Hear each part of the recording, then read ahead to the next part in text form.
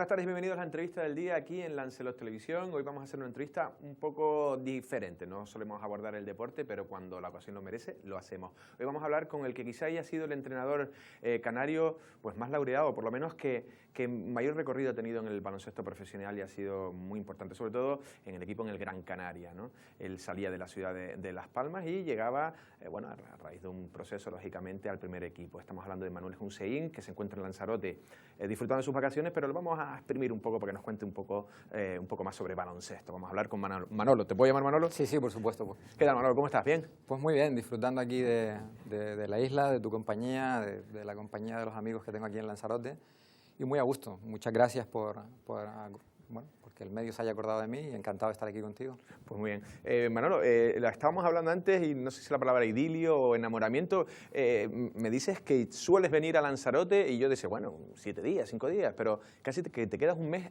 al año en el verano, sueles quedarte todo ese tiempo. Sí, normalmente nuestras vacaciones, las de mi familia y las mías, pues suelen oscilar sobre ese tiempo, sobre un mes o así aproximadamente. Y otros años que hemos venido hemos estado aquí prácticamente todo el mes, ¿no? Este año vamos a variar un poco y nos vamos a ir una semana, la última semana a Gran Canaria, pero sí es cierto que pasamos aquí la mayor parte de las vacaciones y yo sí catalogaría el hecho como un idilio con la isla, ¿no? Yo aquí estoy muy bien, me encanta la isla, tengo muchos amigos en... ¿Dónde te quedas? ¿En algún sitio en particular? No, bueno, me quedo en casa de un amigo, en casa de Federico Toledo, que lo he hecho de su casa. Lo conocemos a Federico. Federico, ¿no? Pues lo he hecho de su casa prácticamente y él me deja su casa, es un gran amigo.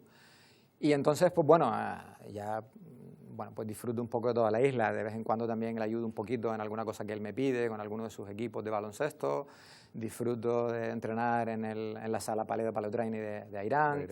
En fin, yo me considero un poquito conejero en ese sentido. Sí, que estás ahí y además arraigado con gente de aquí, o sea que la conoces a la sociedad perfectamente. Hablaba en la introducción del Gran Canaria, pero has entrenado equipos tan importantes como el Murcia, el Valencia o el Cáceres. Hablaremos luego de eso. Pero a mí me gusta, vamos a empezar como un flash. Vamos a ir para atrás al pasado y vamos a ir a los inicios porque mucha gente no lo conocerá, pero Manolo Hussein sale de un pequeño, bueno, un pequeño no, es un importante y populoso barrio de Las Palmas de la Isleta. Y allí se creó un equipo interesante que luego te serviría de proyección para llegar al Claret y al Gran Canaria. ¿Cómo fueron esos inicios y qué se gesta ahí en la Isleta? Bueno, la Isleta tradicionalmente, yo creo que el que sigue un poco el deporte de las islas lo sabe, ¿no? Yo no sé por qué, pero ha sido un barrio que ha dado bastante buenos deportistas, ¿no? A nivel de fútbol, baloncesto, surf. Es una zona muy característica de buenos deportistas. En aquella época, pues yo recuerdo que, bueno, éramos un grupo de amigos que solíamos jugar, nos reuníamos para jugar al baloncesto. La Isleta de aquella época pues era un poquito diferente a nivel social, me imagino que a la de ahora, había, bueno, una situación social un poco diferente. Entonces, bueno, pues los niños prácticamente, ya sabes que en aquella época nuestra manera de pasarlo bien era estar todo el día en la calle, no era como ahora, ¿no? Que tienes que tener muchísimo cuidado, dónde está el niño, con quién está. Y nosotros pasábamos mucho tiempo en la calle. Entonces veíamos que había un montón de niños que demandaban el hecho de tener alguna actividad para pasar ese tiempo. Entonces un grupo de amigos se nos ocurre crear pues un equipo de baloncesto. Realmente empezó siendo un equipo y luego se convirtió en un club. Y ahí de ese club es donde nace realmente luego, surge o es el embrión un poco de los futuros pitufos, ¿no? Como te decía yo antes, realmente el nombre del club era Virgen del Carmen. Pero al final... por el anagrama que llevábamos en la camisa, idea de algunos de los críos, pues se nos conoce un poco como los pitufos en toda la isla.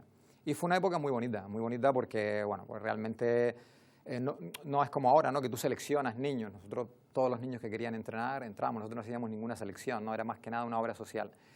Y bueno, y conseguimos realmente con ese grupo de niños hacer una labor muy buena. A nivel social, porque los teníamos un poquito aislados de otro tipo a lo mejor de circunstancias adversas que sí, porque habría casos de familias duras, sí, ¿no? De familias con problemas, bueno, ¿no? habían niños que su familia, bueno, pues a lo mejor su padre estaba en la cárcel o, bueno, se dedicaba a otro tipo de cosas. La droga, aquellos años 80, ¿no? Efectivamente, ese era un poco el tema, que teníamos algunos niños que tenían algún antecedente familiar. Y nosotros lo que queríamos era, bueno, pues dar un poco de asueto a esas mentes, ¿no? De que no estuvieran pensando en esas cosas. Y luego deportivamente nos fue muy bien, llegamos a jugar incluso campeonatos ganamos campeonatos de Canarias, fuimos a campeonatos de España. algo realmente insólito, ¿no? insólito. Porque el salto es ese, ¿no? O sea, quizá a ti el Claret te ficha como alguien que ha conseguido de muy poco hacer algo, ¿no? Sí, sí, efectivamente, yo creo que esa es la idea. Pepe Moriana en aquella época, Pepe Moriana insistió, recuerdo que estaba de entrenador Joaquín Costa en el primer equipo y estaba Pepe Moriana de presidente, y durante unos años ellos lo intentaron, pero yo no sé por qué no quería marcharme de allí, ¿no? Pero bueno, llegó un momento determinado que a base de incidir, pues sí, fiché realmente por el Claret, pero todo fue gracias a la labor que se hizo allí, ¿no? Que no solamente hice yo, sino que hicimos un grupo de amigos y sobre todo por los críos, ¿no? Que fueron los que realmente al final hacen que tu trabajo se vea o no se vea, ¿no? Realmente claro. Al final tú eres lo que al final son tus jugadores, ¿no? ¿Consiguió salir algún jugador a algún nivel? Sí. Pues Willy, por ejemplo, Willy que llegó a jugar en ACB y ahora está de director deportivo del Zaragoza. Por ejemplo, Orlando Brito, que también llegó a jugar en el primer equipo. Salieron varios jugadores, es decir, muy complicado que de 10 jugadores te salgan 2 o 3, pero de allí salieron. Sí, fueron jugadores ACB. Fueron jugadores ACB. Para pasarlo un poco a Lanzarote, iremos recorriendo tu carrera, pero vamos haciendo pequeñas paradas. Vienes aquí, estás tiempo con Federico, le has hecho algún favor, o sea que algo has pulsado el baloncesto aquí. El otro día hablábamos con David de la Hoz, exjugador de balonmano, y David de la Hoz me dijo una vez en un reportaje que hicimos y me dijeron que el balonmano, él me decía que el balonmano no estaba muy bien, que había que fijarse en el baloncesto de Lanzarote, que estaba estaba en ebullición. ¿Percibes eso, que ha habido como un salto y en el que ahora parece que como todos los municipios, ¿cómo ves la base ahí en Lanzarote? Bueno, el hecho más evidente de que la cosa está mejorando es que, por ejemplo, los Conejeros, el equipo de Federico, este año ha mandado a 2 equipos al Campeonato de Canarias, tanto el equipo cadete como el equipo junior, ¿no? O sea, ya por lo menos tienes los antecedentes de que a nivel del resultado es así. Pero yo que suelo venir cada año prácticamente y pulso un poco en diferentes sitios, en Magé, aquí en Conejeros, en otros sitios, en Teguise, digamos que tengo un pequeño conocimiento de lo que es, indudablemente hay una evolución, porque si no, hay una evolución en el sentido, para mí, muy importante, no solamente de la mejora de los jugadores, sino para mí lo que es más importante, la mejora de los entrenadores, es decir, la formación de los entrenadores. Los entrenadores indudablemente se han dado cuenta de que los niños siempre están ahí. La clave no es dónde están los niños están en los colegios. Muchas veces el salto cualitativo en el nivel de formación te lo marcan el nivel, el talento, el nivel de formación y de conocimiento de los entrenadores. Y yo en eso he visto un salto importante, ¿no? Ya te digo, vengo todos los veranos, contribuyo en aquellas cosas que se me piden que contribuyan, en alguna charla, en algún entrenamiento, y sí he visto que lógicamente todavía sigue habiendo una diferencia con respecto a las provincias, es decir, a los capitalinos, Tenerife y a Gran Canaria, pero se va acortando, ¿no? De hecho, ya cuando hay partidos contra, por ejemplo, la CBA o el Gran Canaria o Tenerife, hay resultados que ya muestran que hay una importante inquietud, lo primero, y luego se está plasmando en un mejor baloncesto. Una chiquita de aquí, Diallo es, ¿no? La que es, no sé si es senegalesa o es de aquí. Eso ya no lo sé, pero vaya, sí. Sí, ¿no? Que ya están en selecciones nacionales. Sí, en selecciones nacionales y bueno, de todas formas lo que suele ocurrir normalmente, y es que eso hay que asumirlo, ¿no? Son jugadores, jugadoras que surgen aquí, pero que indudablemente llega un momento determinado que el talento de esas jugadoras o de esos jugadores hay que extrapolarlo, porque la propia competición muchas veces es lo que te marca el crecimiento de un jugador. Entonces aquí la competición indudablemente quizás todavía no tenga el nivel de Gran Canaria o el nivel de Tenerife, pero está claro que el resurgir de esos jugadores es aquí. Y bueno, hay más casos, ¿no? Alberto ahora mismo creo que se va también a jugar a EVA. En fin, yo he estado viendo jugadores del equipo de Federico y creo que hay algún jugador también que tiene un cierto nivel. Por lo tanto, eso habla bastante bien del nivel de los entrenadores, sobre todo. Vale. Volvemos, vamos retomando tu hilo conductor. Llegas al Claret, creo que te entrenabas al Junior y estabas de segundo de Joaquín Costa. ¿Cómo es ese proceso hasta llegar a tener tú el equipo? Me acuerdo que Joaquín Costa cae y tú te quedas ahí al frente. Al llegar, ¿cómo es entrenar con él? ¿Qué aporta Joaquín Costa? ¿Qué aprendes? ¿Y cómo es esa situación cuando tú te ves como el primer equipo bajo tus manos? Bueno, como tú bien acabas de decir, yo estaba un poco simultaneando, ¿no? el ser entrenador del equipo junior con el primer equipo, ¿no? Ayudando un poco a Joaquín Costa. Llega un momento determinado, el segundo año creo así, que ya pasó a ser directamente el segundo entrenador de Joaquín. Indudablemente, pues, yo en ningún momento en ningún momento de mi vida me había planteado que yo me podía dedicar al baloncesto de manera profesional. En ningún momento. Yo estaba ahí simplemente porque me gustaba, porque era un medio de aprender de un muy buen entrenador y sobre todo el deporte de élite bueno, no tiene mucho que ver con el deporte de formación, es decir, es un mundo absolutamente diferente, desde el trato con los jugadores, la gestión de grupos, la propia competición, es un mundo absolutamente diferente. Entonces yo lo que quería era, con perdón, mamar esa experiencia, ¿no? Pero bueno, es una temporada difícil y bueno, y llegado a un determinado momento los resultados no acompañan y cesan a Joaquín Costa, ¿no? ¿Es un buen entrenador Joaquín Costa? Es un buen entrenador Joaquín Costa, lo que pasa es que muchas veces o sea, los resultados no dependen directamente de la figura del entrenador, es decir, yo creo que es lo más sintomático que nos pasa a las personas que dependemos de otros para nuestro trabajo, es decir, tú eres entrenador, tú puedes desarrollar y puedes hacer bien tu trabajo, pero al final los que plasman, lo que realmente se va a plasmar es el trabajo de los jugadores en la pista, eso es lo que te va a hacer a ti bueno o lo que no te va a hacer, o lo que no va a hacer que su trabajo sea realmente rentable. Entonces yo creo que en aquella temporada también pasa que cuando te metes en una dinámica negativa es muy complicado salir, igual que a veces ganas y no sabes cómo y ganas y ganas y ganas y te metes en una dinámica de ganar y hay tanta confianza que da igual el marcador y ganas y ganas. Cuando te metes en una negativa, lo que hay que pensar es que en el deporte de élite las connotaciones mentales son muy importantes. Yo siempre digo lo mismo, no se trata solamente de que tú enseñes o no enseñes a los jugadores o dirijas o no dirijas a los jugadores. Tú lo que tienes que hacer es gestionar personas.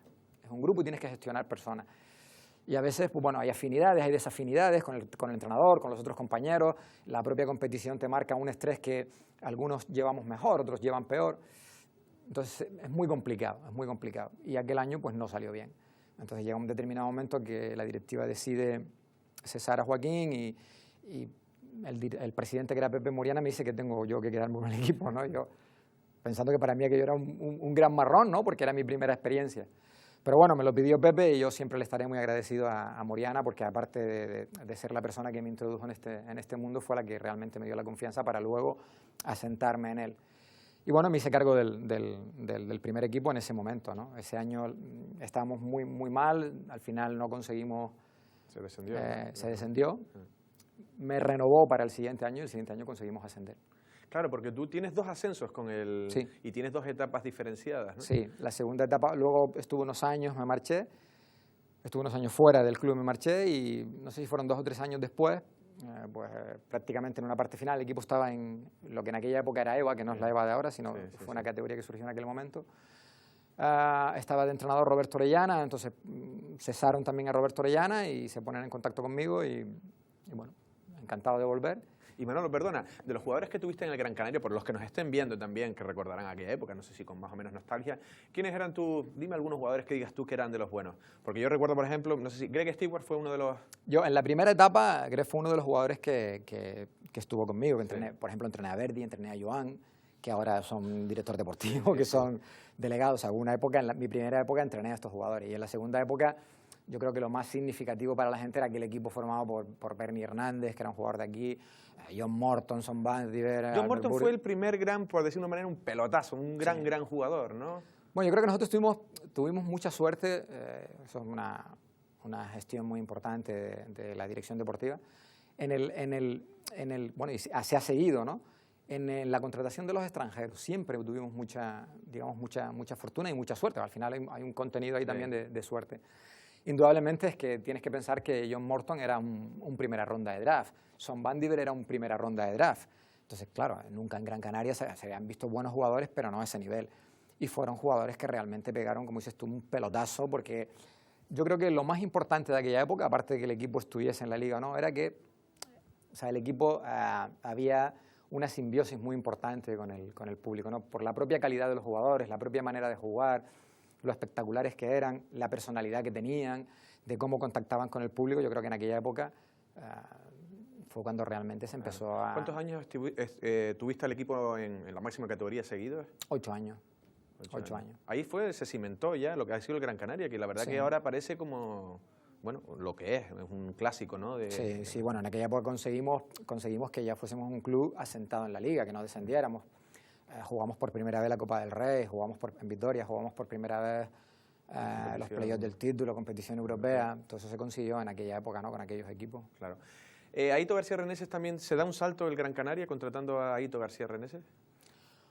Bueno... ¿O qué te parece a ti la contratación? Bueno, yo creo que, vamos a ver, nadie va a cuestionar la calidad y el talento de Aito, ¿no? Aito posiblemente sea el mejor entrenador español que ha a lo largo de la historia, uno de los mejores, a veces decir el mejor, pero es uno de los mejores.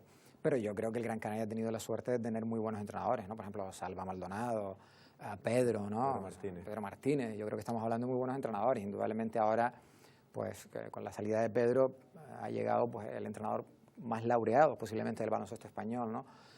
Pero bueno, no seríamos muy justos si no valorásemos también la trayectoria de Salva, que yo creo que lo hizo muy bien, y la trayectoria de Pedro, porque muchas veces es muy difícil comparar en distintas épocas y en distintos momentos, ¿no? Porque las condiciones no son las mismas. Entonces, las condiciones que a lo mejor puede tener Aito en cuanto a presupuesto, en cuanto a jugadores, no son las mismas de Pedro, las mismas de Salva, o incluso las mismas que tuve yo. Claro. Pero vaya, que estamos hablando de 3 grandes entrenadores, ¿no? Comentaba Joaquín Costa, si puede ser brevemente, porque en cualquier momento van a decir que ya casi estamos terminando y todavía tengo muchas preguntas que hacer. El tema de Joaquín Costa como presidente, ¿cómo lo ves tú? Y ahora su posible salida y la posible incluso llegada, el rumor de Miguel Betancor, que cómo sería tener un árbitro como presidente de un equipo de baloncesto. La primera parte, Joaquín Costa, ¿cómo te parece que...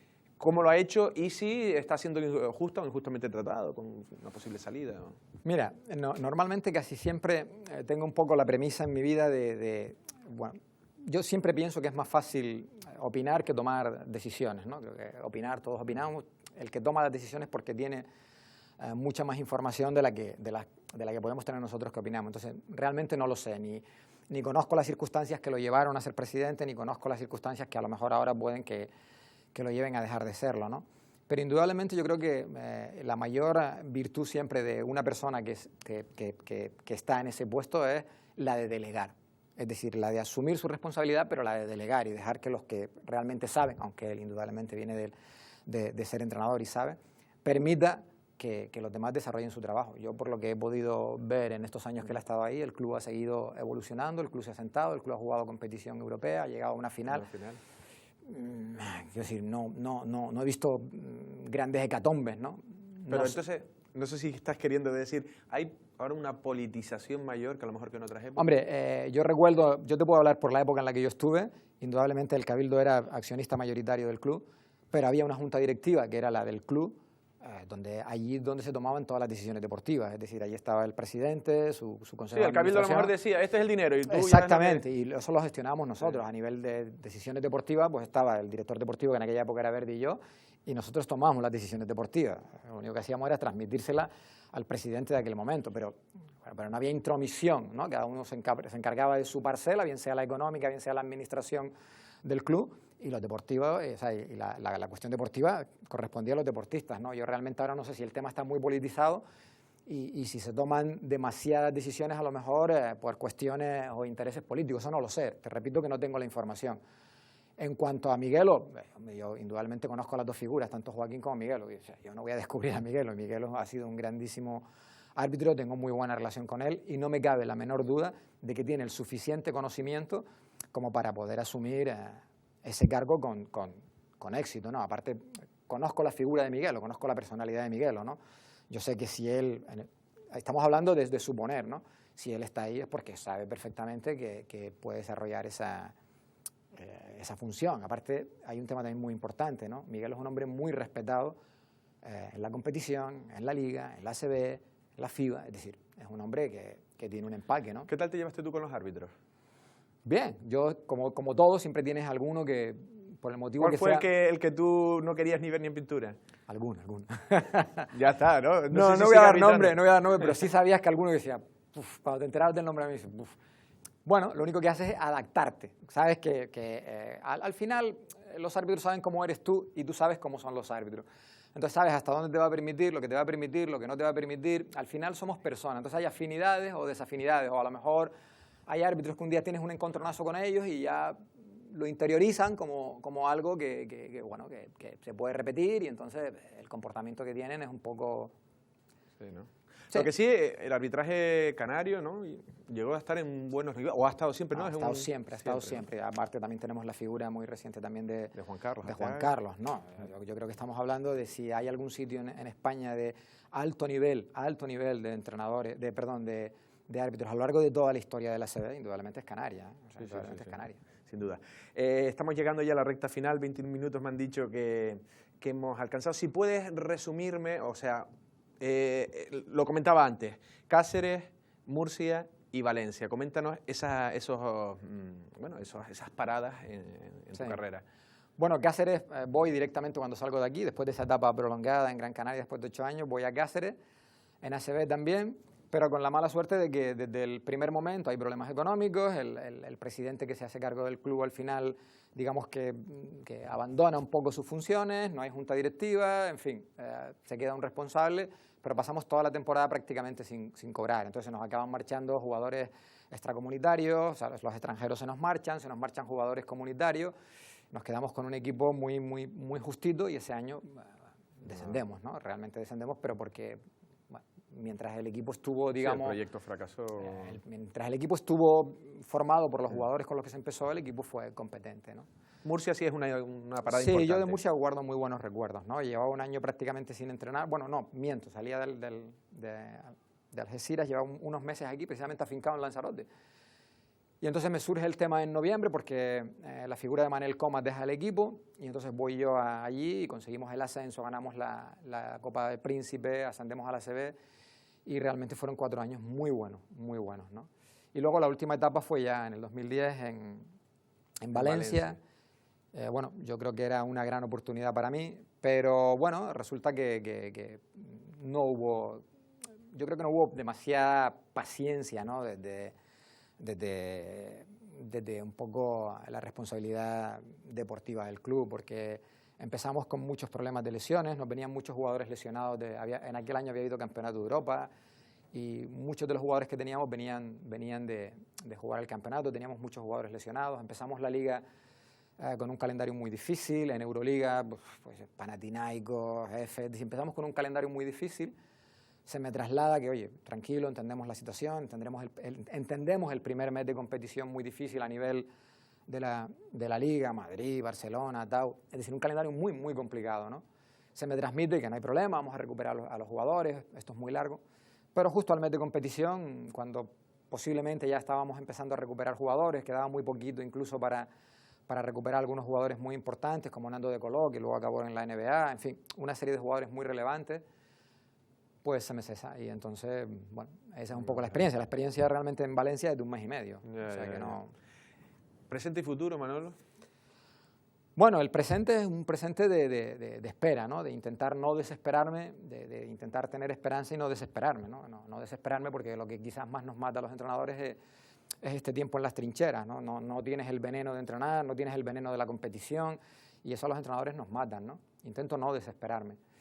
Y bueno, he tenido alguna oferta, sobre todo la temporada pasada, para sobre todo países fuera de España, ¿no? Pero bueno, no cuadró ni por cuestión deportiva ni por otro tipo de cuestiones. Y mi esperanza está puesta en que realmente esta temporada pueda surgir algo. Ahora son meses donde se mueve mucho el mercado. No digo en España porque tengo claro que realmente mi futuro está fuera de España, ¿no? O sea, está o bien en Europa, o bien en Latinoamérica, o bien en otro sitio, ¿no? Y ahí es donde estamos realmente, en un compás de espera a ver si surge algo interesante para volver un poco a reengancharme. Claro, porque ahí también está la disyuntiva de decir, elegir un buen proyecto, porque claro. Si no, claro, vas desgastando, claro. Claro, aparte que muchas veces, o sea, las decisiones hay que tomarlas bien, ¿no? Yo creo que para que tú te metas en una aventura de este tipo, por lo menos el proyecto deportivo tiene que ilusionarte, ¿no? Tiene que ilusionarte. Si vas a renunciar a un montón de cosas, por ejemplo, vas a renunciar a tu familia durante un montón de meses y demás, tú tienes que ilusionarte con el proyecto deportivo. A día de hoy quizás todavía no me ha llegado esa idea que me apasione, ¿no? Yo creo que esto es una profesión de vocación, entonces tiene que apasionarte lo que haces. Vale. Preguntas, ya estamos llegando al final, preguntas y respuestas breves. Vale. ¿Qué te parece Scariolo como seleccionador? Bueno, yo creo que es un muy buen entrenador, creo que es un gran entrenador, ya lo ha hecho bien en la etapa anterior y bueno, yo creo que han confiado en eso, en que es un entrenador que lo ha hecho bien en la etapa anterior. ¿Debe ser español el seleccionador? No tiene por qué, yo creo que tenemos entrenadores españoles cualificados, sobradamente cualificados, ¿no? Yo creo que no habría ningún problema en poder elegir a un entrenador español para poder estar en el equipo. También es cierto que el ACB, con la norma que tiene de que no puedes compaginar tanto selección como equipo, limita esa decisión. ¿Orenga fue el gran fracaso? Bueno, yo no sé si Orenga fue el gran fracaso o la competición o ese mundial fue fue un gran fracaso. No sé cómo catalogarlo, ¿no? Estamos hablando de perder un partido y entonces ya pierdes un partido pero bueno, yo no sé qué fue realmente lo que pasó, pero estaba allí yo en Madrid viéndolo y quizás el equipo no daba muy buenas vibraciones, ¿no? En la competición no dio muy buenas vibraciones. Última, ¿ya Sergio Rodríguez? ¿Tardará tiempo en salir un talento en Canarias como Sergio Rodríguez? Espero que no, porque además el jugador canario suele tener ese descaro que tiene Sergio. Es decir, el jugador canario suele ser ese tipo de jugador técnicamente muy bueno, con mucha imaginación, con mucho desparpajo. Espero que no. Muchas veces ya no es un tema solamente del jugador, es un tema de que le den la opción al jugador. ¿Me entiendes? Que le abran un poco las puertas para que el jugador pueda desarrollar. Ya ves, Sergio siendo el mismo jugador con Héctor no funcionó, solo fue llegar Pablo y decirle, mira, juega lo que quieres jugar, juega lo que sabes jugar. Y eso es importantísimo. Y Pablo era un base, también sabe ese puesto. Claro, porque además tú no puedes encorsetar a un jugador. Si un jugador te va a dar resultado corriendo, no le puedes decir, mira, no corra y ahora camina. Estás matando al tío, o sea, lo estás matando porque su juego es ese juego. Entonces, o no lo ficha, porque no se adapta a tu manera de jugar, pero si tienes ese jugador, tienes que dejarlo jugar como él sabe. Yo creo que ha llegado Pablo, que tiene dos condiciones. Jugaba de esa manera, era ese tipo de jugador, y le ha dicho, mira, juega. Cancha. Bueno, ha sido un verdadero placer. Muchísimas gracias. Espero que disfrutes toda tu estancia por aquí. Esperamos volver a verte, ¿vale? Muchísimas gracias a ustedes. Gracias. Las palabras de Manolo Hussein, entrenador de baloncesto. Bueno, lo hemos estado hablando toda su carrera, nos ha ido desmenuzando un poco cómo fue su pasado y su presente y su futuro, ¿no? Todavía tiene ofertas y seguro que lo veremos en algún equipo de aquí a no mucho tiempo. Ha hablado también un poco de las condiciones de cómo se salió de ese barrio de la Isleta y cómo llega a ser el entrenador del Gran Canaria y luego cómo llegó a estar hasta 8 años seguidos en la élite, una de las mejores ligas del mundo, la española. También ha hablado de Lanzarote, lo conoce bien, se queda aquí en la casa del amigo Federico de Toledo, y también conoce el baloncesto, cómo se ha trabajado, y lo ha dicho que se está trabajando bien, supuestamente. Lógicamente siempre hay cosas que mejorar, pero que se está trabajando bien. Nosotros, sin más, nos despedimos, pasen una feliz tarde.